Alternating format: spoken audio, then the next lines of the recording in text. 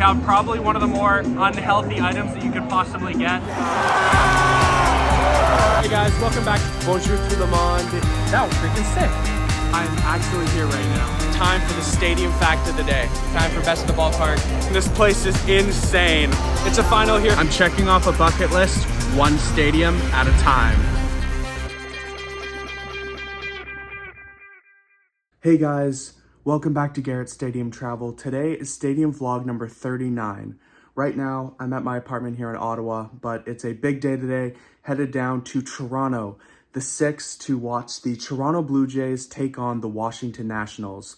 Now, Rogers Centre has undergone a complete overhaul of its interior. I'm really excited. I haven't been to a game inside in 9 years, I believe, so it's been a minute. So I'm super excited to go to Toronto, check it out, show you guys some of the city, and hopefully a great game. It's Dollar Dog Night too, so might have some fun with that. But for now, gonna make my way to Toronto. Come along with me. Let's go.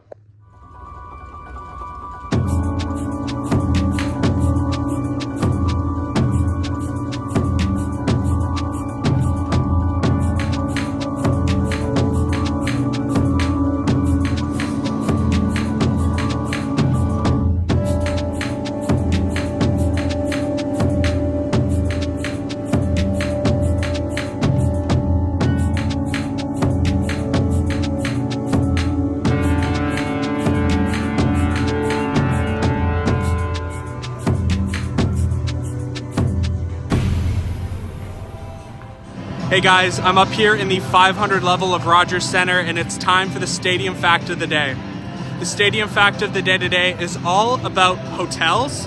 As you can see behind me, in and around the outfield scoreboard, there are a bunch of windows that kind of look like the outside of a hotel.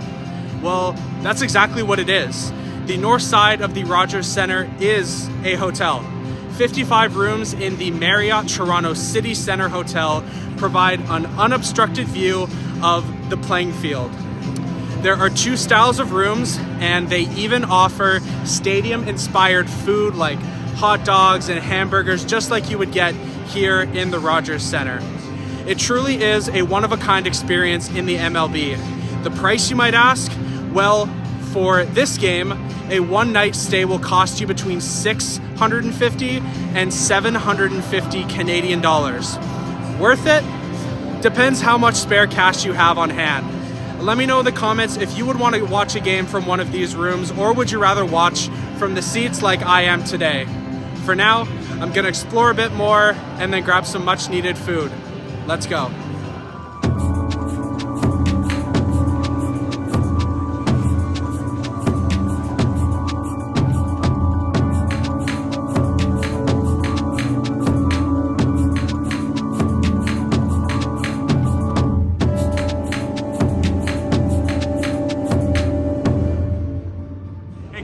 We're out here on the 100 level concourse of Rogers Centre, and it's time for Best of the Ballpark. This is a segment where I try unique or famous foods. Today, we have probably one of the more unhealthy items that you could possibly get. These are the cotton candy fries, made with, obviously, French fries. We got cotton candy in a cotton candy and mayo dressing type thing, so we're gonna try it and give it a rating. I got my buddy Cam here as well, so let's go. Cheers. Cheers.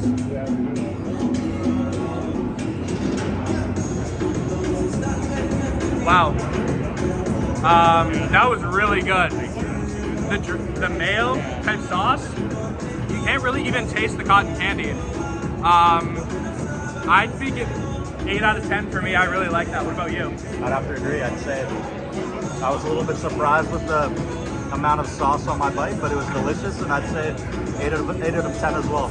Yeah, 8 out of 10. Honestly, I was gonna say if you have a sweet tooth, you'd like this, but I wouldn't consider myself a person with a sweet tooth, and these were still really good. So if you come to a game this season at the Rogers Centre, come get the cotton candy fries. We're gonna explore a bit more. We're close to game time here. So yeah, hopefully it's a great game. Let's go.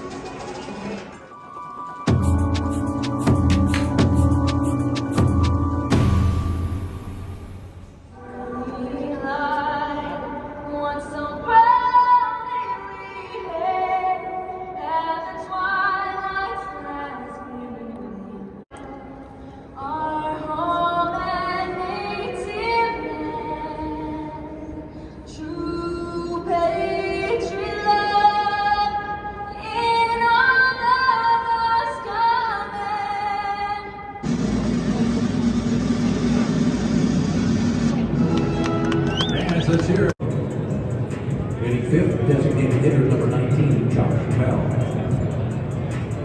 Sixth at second base, number 2, Luis Garcia Jr. Hitting second, first baseman, number 27, Vladimir Guerrero Jr. Hitting sixth, the center fielder, number 4, George Springer.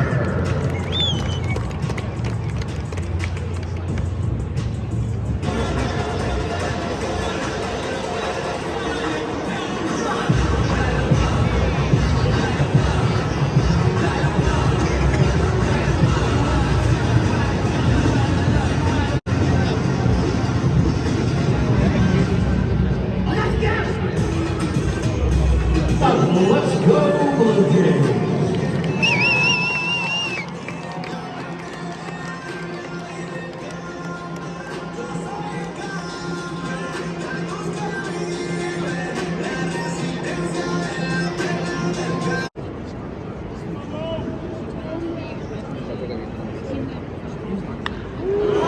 Get down, baby. Yeah.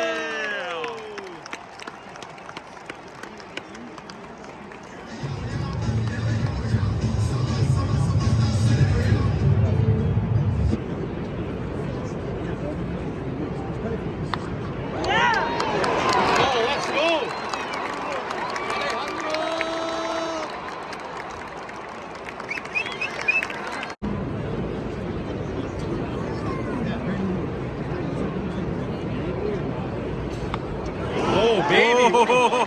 What a butt. Holy shit.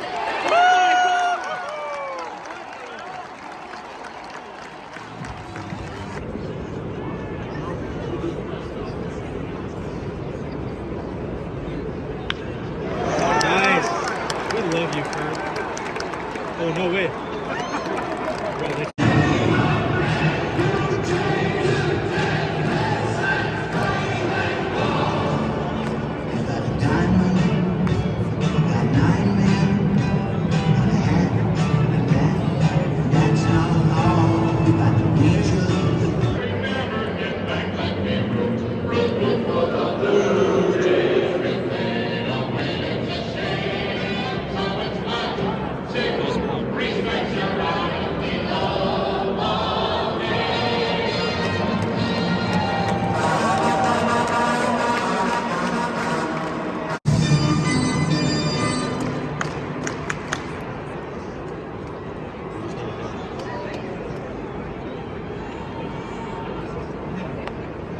There you go.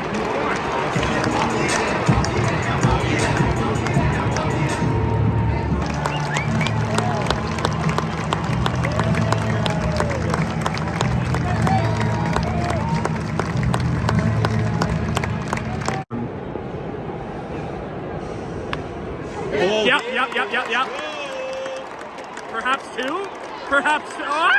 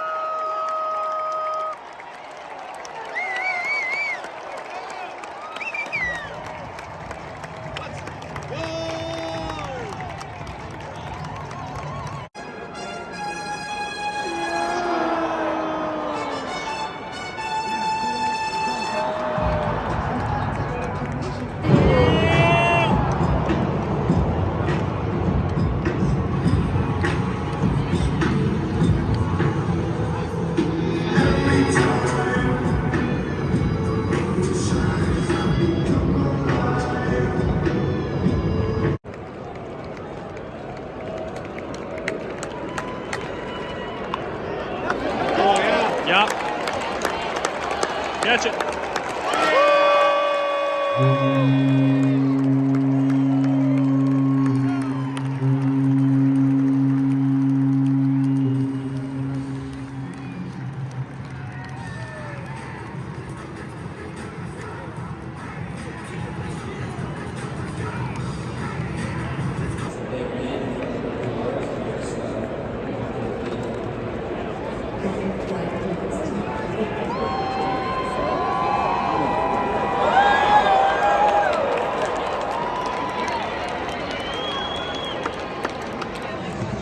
It's a final here from Rogers Center. The Blue Jays ended up taking this one 5-3. No home runs in this game, but it was a really exciting game. Crowd got into it at the end. And yeah, it was super exciting to be back here at the Rogers Center for the first time in what seemed like forever.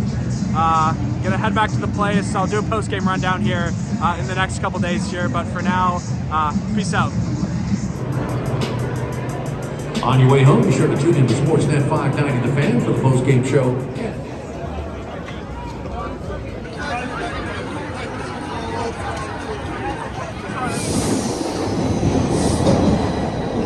Hey guys, I'm back here in my apartment here in Ottawa.